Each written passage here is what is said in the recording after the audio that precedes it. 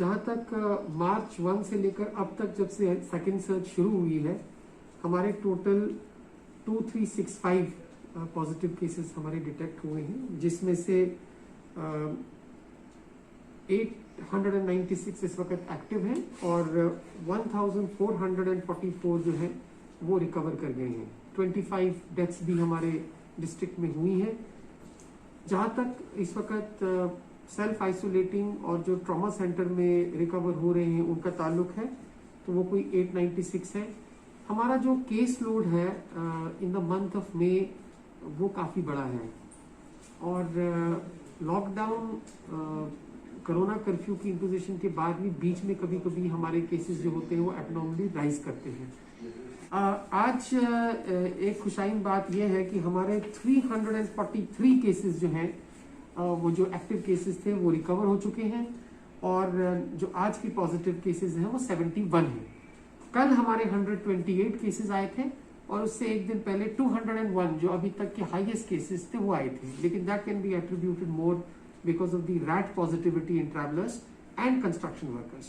Overall, हमारी जो covid containment measures हैं उनकी वजह से we have been able to control the spread.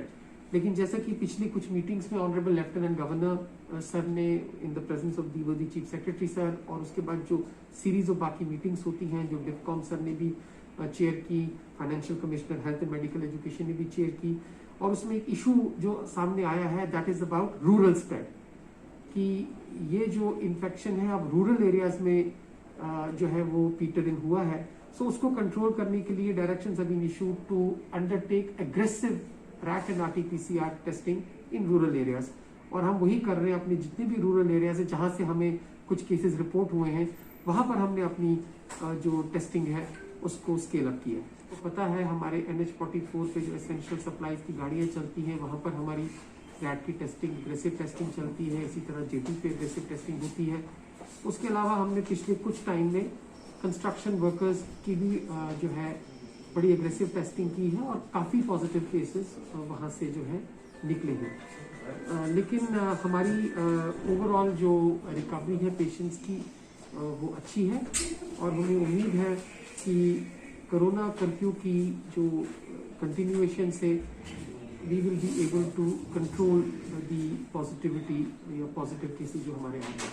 अब तक हमारे डिस्ट्रिक्ट में हमने 8 कंटेनमेंट जोन्स बनाए हैं और इन 8 कंटेनमेंट जोन्स में जो टोटल पॉपुलेशन जिनकी 100% सैम्पलिंग होती है वो 2345 है, जिसमें से हमने तकरीबन 2035 लोगों को उनकी सैम्पलिंग, उनकी टेस्टिंग कर दी है और 100 पॉजिटिव केसेस यहाँ से निकले हैं। ऑफ लेट हमने एक मीटिंग भी ली है जिसमें हमने couple of these micro containment zone जहाँ 100% सैम्पलिंग पूरी हो चुकी है और पॉजिटिव केसेस नहीं आ रहे हैं तो उनको डी नोटिफाई करने के बारे में सोच रहे हैं। हमारे टोटल जो ऑक्सीजन के जो सिलेंडर्स हैं राइट अक्रॉस द डिस्ट्रिक्ट वो 702 है और इस वक्त जो मेरे पास फिगर है उसमें 226 जो D टाइप जैसे जंबो टाइप सिलेंडर्स कहते हैं वो फिल्ड है और 50 अनफिल्ड है। जो B टाइप है उसमें 335 सिलेंडर्स हैं जिसमें 10 अनफिल्ड है। जो ही हमारी अनफिल्ड ऑक्सीजन सिलेंडर्स की क्वांटिटी बढ़ती है तो we immediately take it with the coordination cell जो हमारा है उसके साथ टेकअप करके हम अपने इन गैस सिलेंडर्स को रिफिल कराते हैं। टचवुड अभी तक हमें कोई ऑक्सीजन रिलेटेड इमरजेंसी का सामना नहीं करना पड़ा है। बहुत जल्द हमारा अपना ऑक्सीजन जनरेशन प्लांट भी जो है वो इंस्टॉल हो जाएगा। उसके जितने भी कोलैटरल पैराफर्नेलिया है हमने वो इंस्टॉल किया है और हमारा लेटर ऑफ इंटेंट भी इशू हुआ है and we are hopeful that in the next 1 month our own oxygen generation plant will be up and running. जैसे कि आपको पता है कि दी ऑनरेबल लेफ्टिनेंट गवर्नर ने और गवर्नमेंट ने इंस्ट्रक्शंस इशू की कि हर पंचायत में 5 बेडेड कोविड केयर सेंटर या कोविड वार्ड एस्टैब्लिश करना है। इसके लिए पिछले 1-2 दिन में हमने सीरीज ऑफ मीटिंग्स की हैं। कल भी ऑनरेबल लेफ्टिनेंट गवर्नर ने अपनी मीटिंग में डायरेक्शंस इशू की हैं कि these have to be immediately put in place. तो we are collecting information from the chief medical officer. हमारे DPOs लोकेशंस को आइडेंटिफाई कर रहे हैं और बहुत जल्द आने वाले 1-2 दिनों में हमारी लोकेशंस आइडेंटिफाई हो जाएंगी और इंफ्रास्ट्रक्चर जो हमको जैसे बेड्स वहां रखने हैं, सिलेंडर की फैसिलिटी वहां पर रखनी है, कोविड मैनेजमेंट किट की अवेलेबिलिटी होनी चाहिए, और जो स्टाफिंग के इश्यूज है वो आने वाले एक दो दिनों में हम इश्यू करके we will very shortly start these covid wards in panchayat, all the 143 panchayat, जिसके लिए फंडिंग की गाइडलाइंस भी हमको जो है वो मिली है। जैसा कि आपको पता है गवर्नमेंट ने पहले 4 डिस्ट्रिक्ट्स को छोड़ के 16 डिस्ट्रिक्ट्स में पहले जो है वो नाइट कर्फ्यू इम्पोज किया, which was imposed initially from 10 p.m. to 6 a.m. Then it was reduced from 8 a.m. to 6 p.m. And then, like the other 4 districts, all the 20 districts of the JKUT में जो है हमने corona curfew लगाया, और उसके बाद इसकी एक्सटेंशन भी हुई। इससे 2-3 चीजें हुई। एक तो ये था कि जो क्राउडेड प्लेसेस पे लोगों का जमावड़ा होता था वो कम हुआ, जिसकी वजह से कोविड स्प्रेड में काफी हद तक कमी आई। और दूसरा ये हुआ कि जो कोविडेटर्स होते हैं, जो बेसिकली जिन्होंने कोरोना कर्फ्यू की जो वायलेशंस की हैं, उनके खिलाफ हमने सख्त कार्रवाई की है। Like in the last 1.5 months, District Ramban has collected a cumulative fine of 8,68,000। और हमारी जो पुलिस की टीम्स हैं और हमारे जो बाकी अफसरान हैं जिनको हमने फाइन इम्पोजिंग अथॉरिटीज बनाया है, जैसे हमारे असिस्टेंट डायरेक्टर फूड हैं, तहसीलदार्स हैं, हमारे सब इंस्पेक्टर्स हैं ट्रैफिक के, पुलिस के, और DIC के कुछ ऑफिसर्स को हमने ये एम्पावर किया है। वो हर दिन ड्राइव्स करते हैं और वायलेटर्स से, खास तौर से वो जो मास्क नहीं लगाते हैं, सोशल डिस्टेंसिंग नॉर्म्स को वायलेट करते हैं, उनके खिलाफ भी हम फाइन लगाते हैं। आज भी हमने कोई 11,000 का फाइन इम्पोज किया है।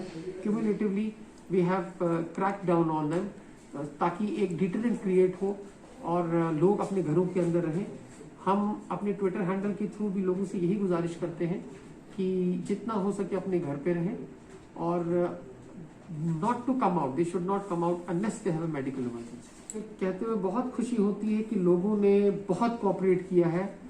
जितना एहसास एडमिनिस्ट्रेशन को है कि इस वायरस की चेन को, ट्रांसमिशन चेन को तोड़ना है, उतना ही एहसास लोगों को भी है। दे ऑल्सो रियलाइज कि threat from the covid infection, तो उनकी कोऑपरेशन से we have been able to impose strictly the corona curfew. हम, जैसे कि आपने भी देखा होगा, अपने ट्विटर हैंडल पर रेगुलरली पिक्चर्स पोस्ट करते हैं अपने जितनी भी मेन टाउन्स की हैं, चाहे वो बस स्टैंड्स की हैं, मार्केट प्लेसेस की हैं, और उनको जो है हमने टोटली जो है उनको सील किया हुआ है, और लोगों की मूवमेंट पे हमने टोटल रोक लगाई है।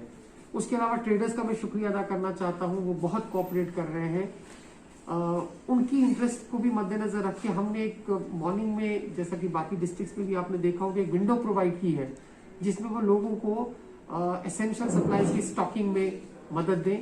तो मुझे उम्मीद है कि जब तक कोरोना कर्फ्यू रहेगा तो लोगों की जो कोऑपरेशन है that will also continue. Recently हमारे डिविजनल कमिश्नर सर ने 3-4 दिन पहले हर डिस्ट्रिक्ट की वॉलंटरी, चैरिटेबल और नॉन गवर्नमेंटल ऑर्गेनाइजेशंस के साथ मीटिंग की।